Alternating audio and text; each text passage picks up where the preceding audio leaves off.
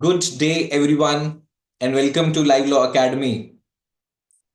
Today, we are going to deal with a very important question from criminal law, and that is, can a court modify conviction or sentence once a final judgment has been passed? Now, this issue might appear a simpler one, but it is not as simple as it seems. Can a court you might think that there is nothing wrong in revisiting the judgment, and if some mistake was committed, then it can be revisited and the same can be corrected. But in law, there is a principle, something called finality of judgment. The idea is once a court has delivered and signed a judgment, then it cannot be revisited, it cannot be altered, the reasoning cannot be changed. The purpose is to bring certainty in the legal system. Imagine a case where a person has been convicted, but the court is permitted to revisit the decision again and again. Similarly, in case of acquittal, the person acquitted will always be in a state of apprehension, right? Such a sight will not be very great for any legal system. And it is to bring certainty in the legal system, there is this principle called finality of judgment. If this will not be there, then the trust on the judiciary will evaporate. On the system, it will evaporate, right? On that note, now let's see the provision which is applicable in such cases. That is section 403 of BNSS. 403 of BNSS.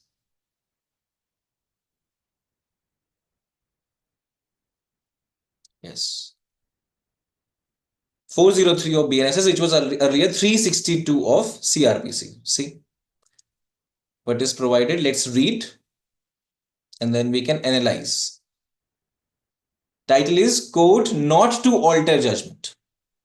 Save as otherwise provided by this Sanhita or by any other law for the time being in force, no court, when it has signed its judgment or final order disposing of a case, shall alter or review the same except to correct a clerical or arithmetical error. Right? So the provision is clear. It means it states that once a judgment has been made, it is delivered, it is signed, then the court is not allowed to revisit it. The latter part allows for some exception. Even there are some other exceptions. We'll come to that later. So once the judgment is signed, it is delivered. The court becomes what? As per section 403 BNSS 362 CRPC, the court becomes what? It becomes functus officio. It is a Latin term which means that whatever the court could have done has been done, its job is complete. Now it has no more authority to deal with the matter any further. That is the meaning of functus officio. Once the judgment is delivered, the court becomes functus officio with respect to that particular matter. Right? In this regard, you can note down one decision from the Supreme Court, Hari Singh Man versus Harbhajan Singh Bajwa, AIR 2001 Supreme Court 43. Right? Now, let's see the exceptions. Let's see the section again. Section 403. See, the first exception is provided in the latter part by the provision itself, for which we cannot, for which we do not require to visit any other provision. Section 403 itself is permitting what? To correct clerical or arithmetical error, right? Clerical or arithmetical error can be corrected. 403 will not have any implication in terms of this, that the same is barred, right? Clerical or arithmetical error can be corrected. Now, what is meant by clerical or arithmetical error? These errors are technical in nature. They are accidental in nature. Any such error is permitted to be corrected by the same court, right? Why this has been permitted? The reason is simple.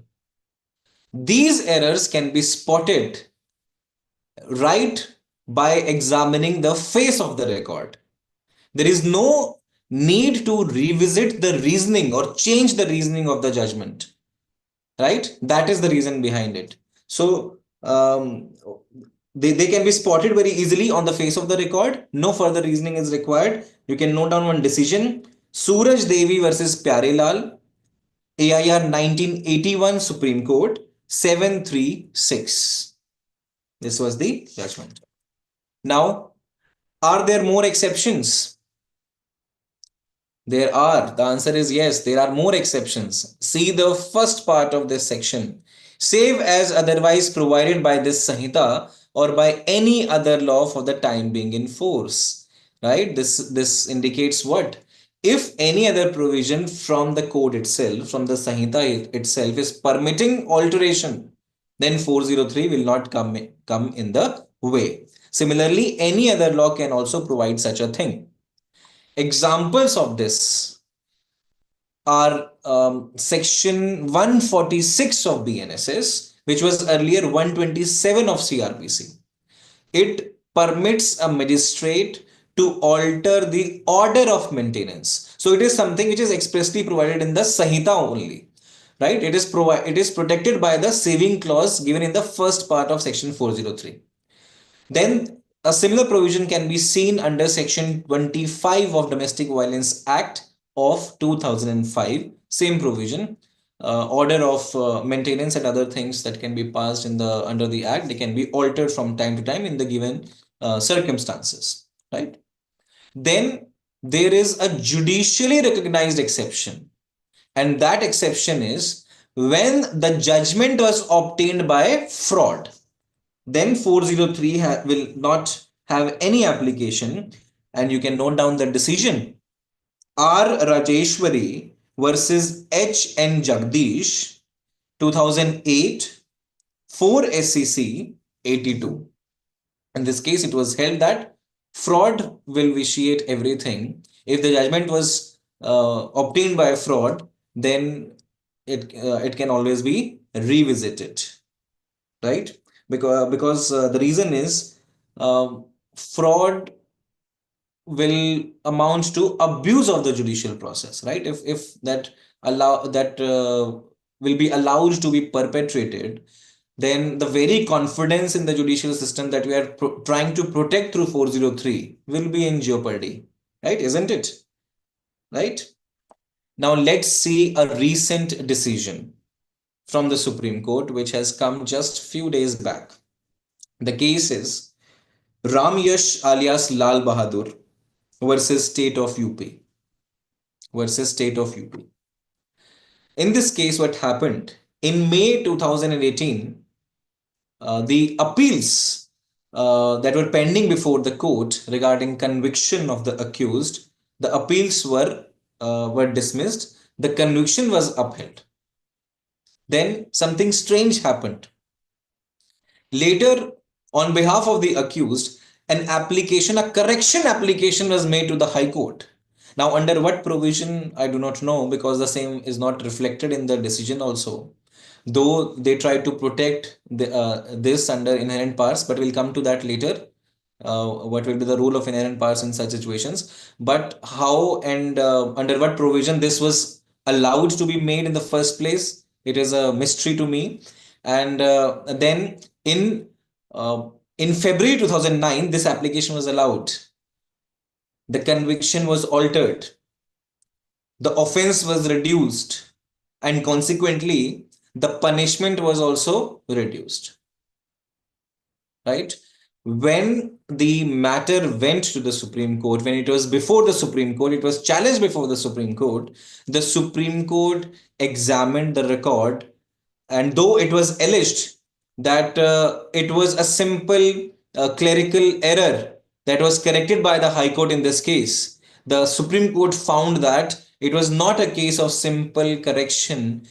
Even the entire reasoning of the judgment was altered, something which is not permissible as per 403 BNSS, though the court was dealing with 362 CRPC, but there is no major change in both these provisions, right?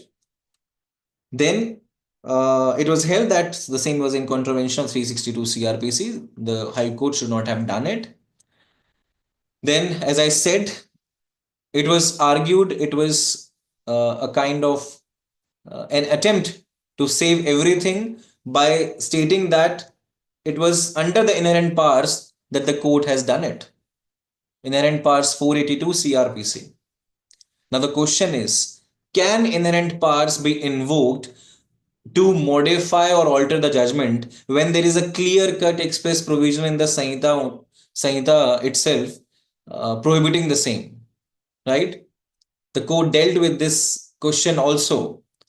Let me show you the relevant paragraph from the judgment. See, para 17. See.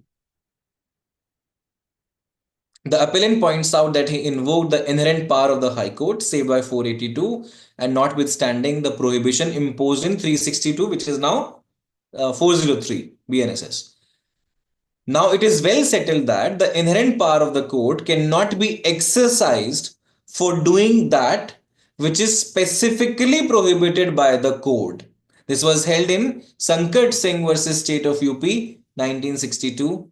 So AI 1962 Supreme Court 1208.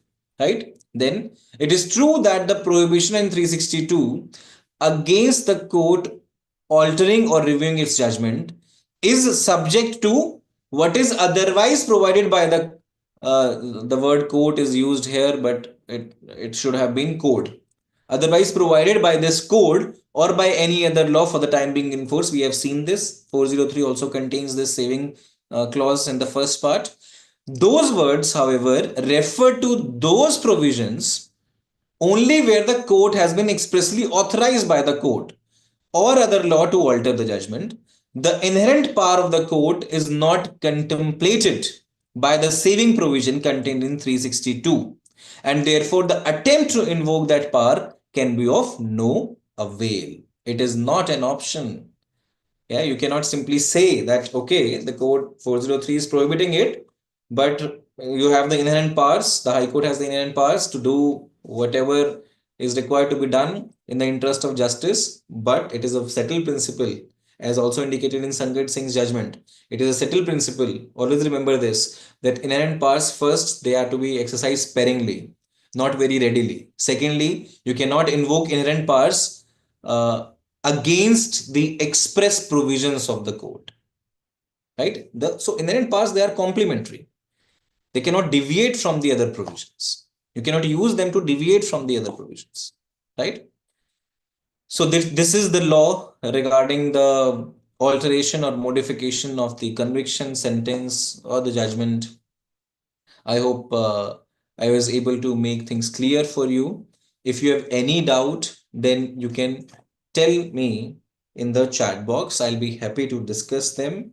And there is one additional important thing that I would like to convey to you is tomorrow there is going to be a scholarship test, and in case you qualify, you will be eligible for some good scholarships that LiveLaw Academy is offering for its upcoming courses. So do avail this opportunity, and we will be very supportive to you in every step of your way, right? So let me know in the chat box, please, if you have any doubt regarding anything from this session. Tell me. Or you can just say that things are clear to you.